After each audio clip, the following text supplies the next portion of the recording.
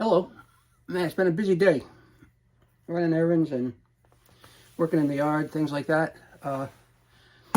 Here I would like to unbox a couple of things I got yesterday, and then I'll do another video on an installation video for them. But let's at least get to the first one and see what it is.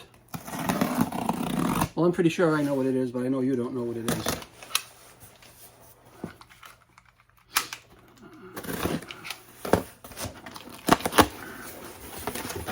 Now this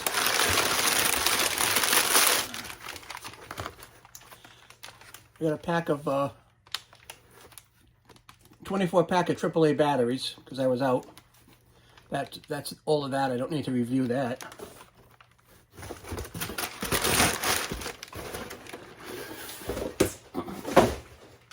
And this is a part for my car. I'll show you what it is.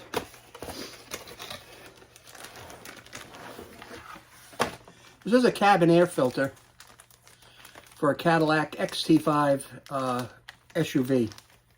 I replaced this a little over 2 years ago, and I figured it was time to probably, replace it again. But we'll do a video on this tomorrow, if it's not raining, on how to install it and where it goes.